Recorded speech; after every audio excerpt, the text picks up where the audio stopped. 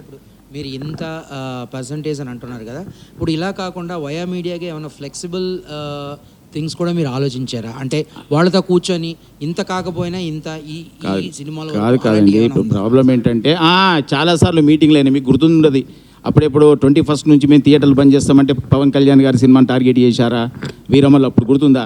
ఇలా గత ఎప్పుడు ఏ సినిమాకు ఓ సినిమాకి టార్గెట్ అంటూనే ఉంటారు. ఇది ఎప్పుడు పరిష్కారం అవుతుంది చెప్పండి?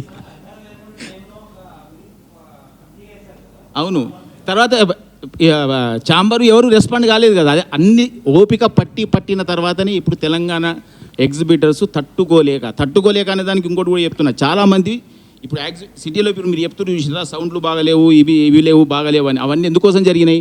వాళ్ళు మూత క్లోజ్ చేయడానికి రెడీ ఉన్నారు. వాళ్ళు పర్సంటేజ్ విధానం రాలేదనుకోండి, మేము మూసేస్తామంటున్నారు. పర్సంటేజ్ విధానం వచ్చింది, మేము రెన్యువేషన్ చేస్తాం. చాలామందికి నేను పొద్దున్న చేస్తే ఫోన్ కొడతాను, ఏమంటే ఆ థియేటర్ బాగా చేయండి, అది చేయండి సార్. మీరు పర్సంటేజ్ సిస్టమ్ వస్తే నా థియేటర్ నడుస్తుంది, లేకపోతే నేను థియేటర్ బంద్ చేస్తున్నా. ఏం చేయమంటారు చెప్పండి? థియేటర్లు బంద్ చేపిద్దామా?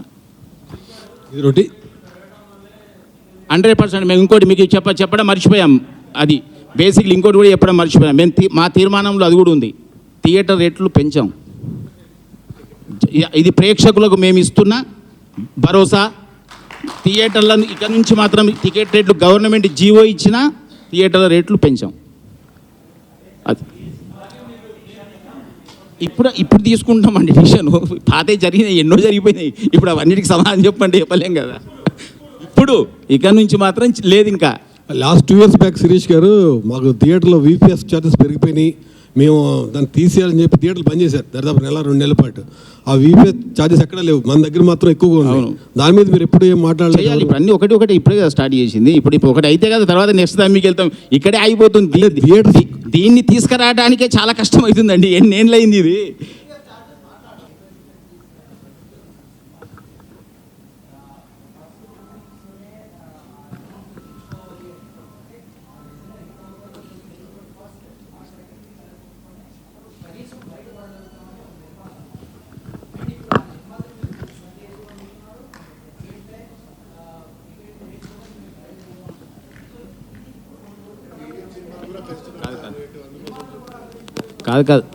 కాదు. ఇప్పుడు మనం మాట్లాడుతున్నాం బాగానే ఉందండి.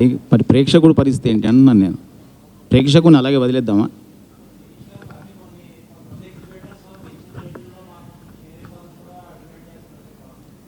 ఎప్పుడు చేయలేదు. ఇక్కడైతే ఎప్పుడు తెలంగాణలో ఎప్పుడు లేదు. అది నైజాంలో ఎప్పుడు కూడా టికెట్ రేట్లు పెంచితే కూడా రెంట్లు కానీ షేర్ కానీ ఇవ్వమని కూడా అడగను లేదు, అది ఇవ్వను లేదు. ఎనీ డిస్ట్రిబ్యూటర్, మేమే కదా distributor. 1 minute I'll tell you, 400 rupees అమ్మారండి. 1 o'clock show, 4 o'clock show single థియేటర్లో 400 rupees. The grass is 4 lakhs. ఏమిచ్చారు ఎరకా? మీరు వింటారా? ఇది న్యాయమా? 10,000 rupees. ఆ 10,000 rupees పోలీస్కి పోయింది. 10,000 రెంట్ ఇచ్చారండి పెంచి. ఆ రెంట్ ఏమో దానికి పోయింది. టిఫిన్ ఇవ్వాలి అందరికీ, స్టాఫ్కి కూర్చోబెట్టలేం, పర్సంటేజ్ ఇచ్చారు. అది ఏమిటిది పరిస్థితి? ఉల్టా ఆ షో వేసి 2 షోలు 4 lakhs వాళ్ళకి ఇస్తే 10,000 కూడా రాలేదు ఎగ్జిబిటర్కి. 10,000 కూడా రాలేదు. కానీ ఏ లేదనుకోండి, నేను సినిమా నీ దగ్గర వేయను అసలు. ఈ 2 షోలు వేయాల్సిందేను. ఆ బ్లాక్మెయిల్ మళ్ళీ ఎట్లా అవుతుంది? వాడు ఎట్లా బ్రతుకుతాడు?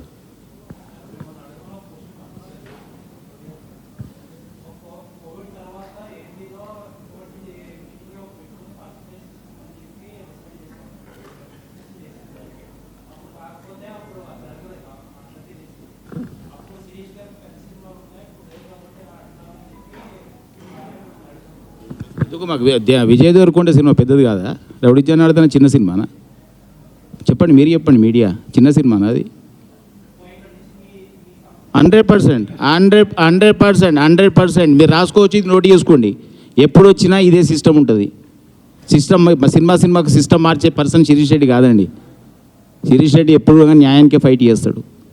అది మీరు ఎప్పుడు గుర్తుపెట్టుకోండి. తప్పు ఎప్పుడన్నా అయినప్పుడు నా దగ్గరకు వచ్చి మీరు నిలదీయచ్చు, నేను ఆన్సర్ ఇస్తాను. నేను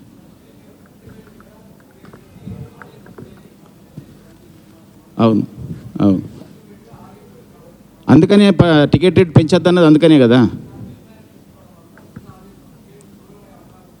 ఏ నిర్ణయాలు అంటారు?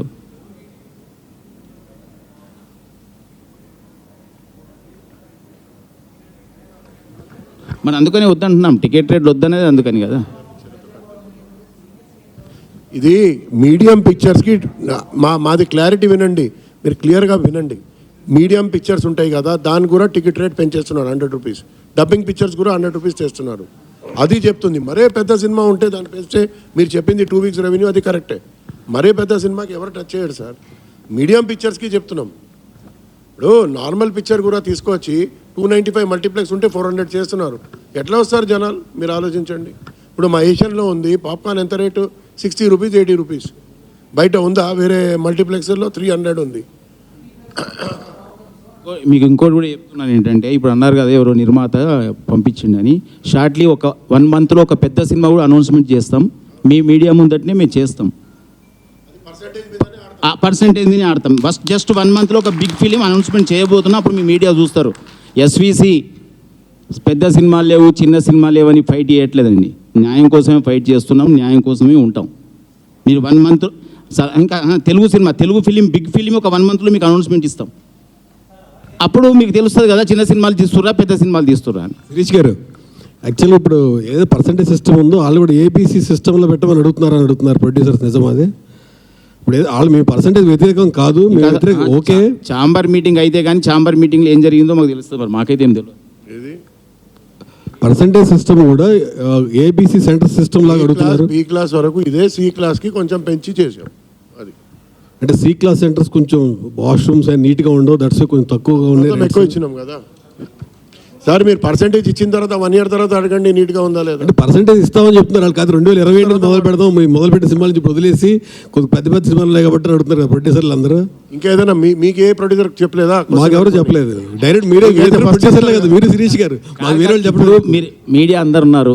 ఇప్పుడు మేము చేస్తున్న ఈ పని మీకు తప్పు అనిపిస్తుందా, ఒప్పు అనిపిస్తుందా? సరే, ఇది ఒప్పైన పని చెప్పండి. నేను అనేది ఒకటి గుర్తుపెట్టుకోండి. నిర్మాతలు ఉండొచ్చు, డిస్ట్రిబ్యూటర్లు ఉండొచ్చు, ఎగ్జిబిటర్లు ఉండొచ్చు. మీకు కొందరు నిర్మాతలతో రిలేషన్స్ ఉంటాయి, కొందరు డైరెక్టర్లతో ఉంటాయి. ఇండస్ట్రీ అంతా చూస్తున్నారు, మీరు ఏం జరుగుతుంది మీకు అందరికంటే అవగాహన ఉంది. మీకు నేను అడిగే క్వశ్చన్ ఒకటే స్టేట్ అవే, మీకు ఈ పని కరెక్ట్ అనిపిస్తుందా, తప్పు అనిపిస్తుందా?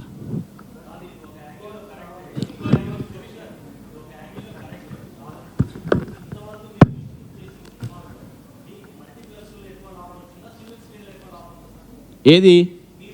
టికెట్లు రేట్లు పెంచినప్పుడు సింగిల్ థియేటర్లో లాభం వచ్చింది, టికెట్ రేట్లు పెంచినప్పుడు మల్టీప్లెక్స్లో వస్తుంది.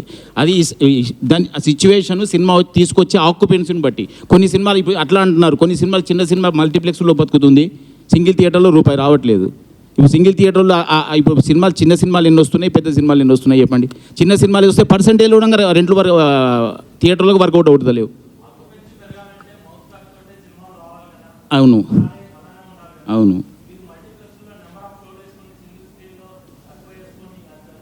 అది ఆ తప్పు జరుగుతుందనే కదండి ఇప్పుడు పర్సెంటేజ్ సిస్టమ్ తెమ్మని. అది ఇప్పుడు డిస్ట్రిబ్యూటర్గా ఇప్పుడు మీరు చెప్పింది కరెక్టే, నేను దాన్ని యాక్సెప్ట్ అంటున్నా కదా. ఇప్పుడు నేను ఒక డిస్ట్రిబ్యూటర్గా నాకు సినిమాకి దేంట్లో రెవెన్యూ వచ్చిందో దాంట్లో పరిగెత్తినా నేను కాదని అనట్లేదు. ఇప్పుడు ఉన్న సిచ్యువేషన్ ఏంది, సిచ్యువేషన్ మారిపోయింది, అంతరించిపోయే టైం వచ్చింది. ఇప్పుడన్నా మేల్కోవాలి కదా.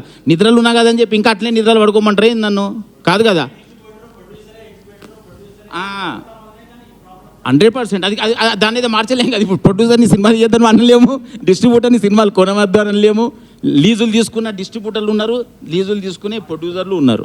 ఇప్పుడు ఆ వ్యవస్థని ఎవరు మార్చాలి? మార్చలేం కదా.